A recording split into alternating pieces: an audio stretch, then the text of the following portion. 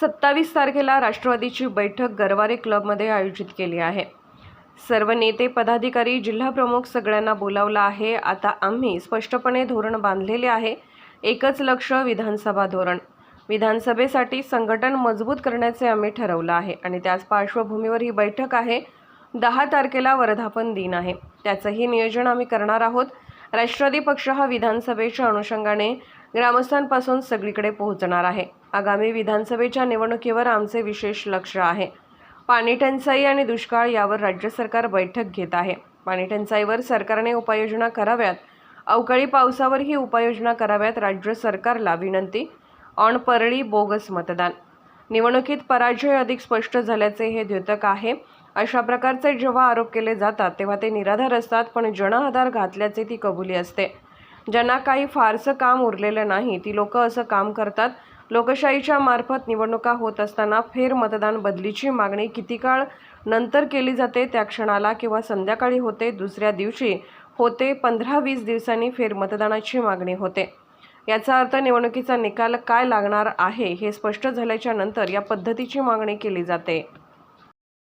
मला विश्वास आहे की परवाच्या पक्षप्रवेशाच्या नंतर राज्यभरात देशभरामध्ये पक्षाची ताकद अधिक उत्तम पद्धतीने वाढली जात असताना त्याचा सुद्धा एक चांगला परिणाम आगामी येणाऱ्या निवडणुकीच्या दृष्टिकोनातून सुद्धा त्या ठिकाणी होऊ शकतो आहे। मी पुन्हा एकदा महाराष्ट्रातील जनतेचे आपल्यामार्फत अतिशय मनापासून आभार मानतो। 5 टप्प्यात चाललेल्या निवडणुकींच्यामध्ये त्या ठिकाणी अतिशय उत्स्फूर्तपणाचं मतदान निश्चितपणाने झालेलं आहे। त्याचबरोबर ती राज्य सरकारला सुद्धा ही विनंती करतो, माननीय मुख्यमंत्री, दोन्ही उपमुख्यमंत्रीसुद्धा दक्ष आहेत या दृष्टिकोनातून की अनेक ठिकाणी पाणी टंचाई आहे, दुष्काळाच्या झळा त्या ठिकाणी अनेक ठिकाणी आहेत। राज्य सरकार कालच मुख्यमंत्र्यांनीसुद्धा एक बैठक मराठवाड्याच्या परिसरामध्ये घेतली। खरं आहे की गेल्या वर्षी पर्जन्यमान कमी झालं असल्यामुळेच धरणांतील पाणी साठा त्या ठिकाणी कमी झालेला आहे। भूगर्भातील पाण्याची पातळी खाली गेलेली आहे। त्याच्यामुळे ज्या ठिकाणी पाणी टंचाई तीव्रतेने भासते आहे त्या ठिकाणी टँकरच्या द्वारा किंवा अन्य काही उपाययोजना करत पाणी कशा पद्धतीने जनतेला उपलब्ध होऊ शकेल याच्यासुद्धा राज्य सरकारने त्या ठिकाणी उपाययोजना कराव्या। अवकाळी पाऊस मधल्या निवडणुकीच्या कालावधीमध्ये सुद्धा झाला, कोकणामध्ये झाला, माझ्या लोकसभा मतदारसंघामध्ये सुद्धा झाला। त्या वेळेलासुद्धा यंत्रणेच्या मार्फत त्याचे पंचनामे करणं, कारण आंबा बागायतदारांचं, काजू बागायतदारांचं नुकसान झालं आहे। इतर भागामध्ये सुद्धा जी काही आज खरीपाची पिकं हातात आली होती त्याचंही नुकसान झालं आहे, फळबागांचं नुकसान झालं आहे। तर त्याही दृष्टिकोनातून राज्य सरकारने निवडणुकीची आचारसंहिता चालू आहे, परंतु नैसर्गिक आपत्तीच्या कालावधीमध्ये आचारसंहितेची शिथिलता त्या ठिकाणी मिळू शकत असते।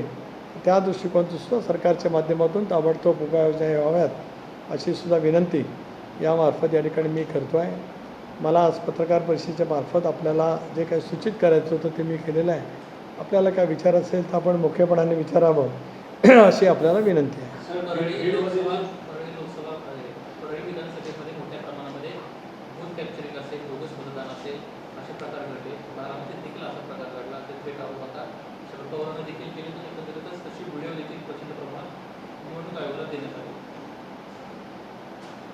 निवडणुकीचा पराजय अधिक स्पष्ट झाल्याचं हे द्योतक आहे।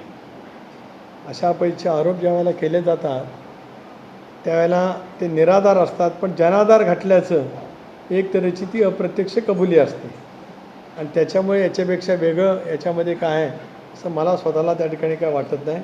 पण अलीकडच्या कालावधीमध्ये कुठेही बसून व्हिडिओ काढणं आणि तो प्रसारित करणं आणि जणू काय त्या प्रत्यक्ष स्थितीतलाच आहे अशापैकीचा आभास निर्माण करणं, अशी जी काय आज ज्यांना काय फारसं काम उरलेलं नाही ती माणसं त्या ठिकाणी करत आहेत।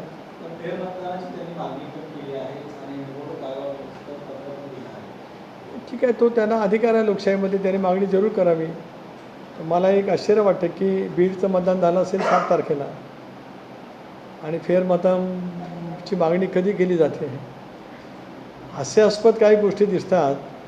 म्हणजे लोकशाहीच्या मार्फत निवडणुका होत असताना अनेक वेळेला काही ठिकाणी मी प्रसंग अनुभवले। माझ्या 40 वर्ष सार्वजनिक जीवनात झाली, त्याच्यामुळे मी अनेक निवडणुका पाहिल्यात। फेर मतदान करण्याची मागणी किती कालावधीमध्ये होते, त्या क्षणाला असते, संध्याकाळी होते, अगदीच काय खूप झालं तर दुसऱ्या दिवशी होत असते, काही यंत्र बिघडली त्यावेळेला त्या ठिकाणी केली जात असते। 15-20 दिवसांनी फेरमतदानाची मागणी याचा अर्थ निवडणुकीचा निकाल काय लागणार आहे हे स्पष्ट झाल्याच्या नंतर या पद्धतीची मागणी त्या ठिकाणी केली जाते ही हास्यास्पद आहे.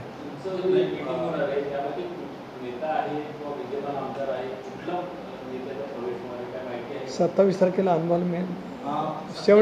48 आवर्स. अजूनही काही सांगितलं जातं की वेगवेगळे जे आमदार आहेत पवार गटातले असतील किंवा त्यांचे पदाधिकारी असतील ते पण तुमच्या संपर्कात आहेत. असं आहे की अनेकांचा संपर्क वेगवेगळ्या स्तरावरती त्या ठिकाणी आहे.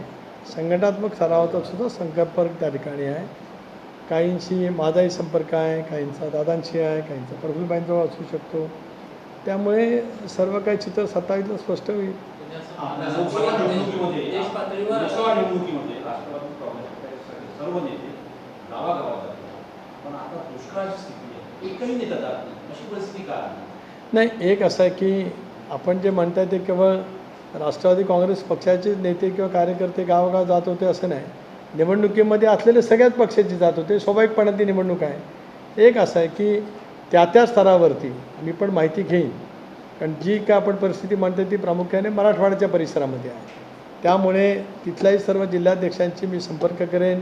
माझ्या राष्ट्रवादी काँग्रेस पक्षाच्या विधानसभा सदस्यांच्या जवळसुद्धा माहिती मी काल परवा घेतली. तर प्रत्येकजण आपापल्या मतदारसंघामध्ये फिरतो आहे. कदाचित ती आपल्याकडे माहिती मिळाली नसेल, पण माझ्या पक्षाचे कार्यकर्ते त्या स्तरावरती फिरत आहेत.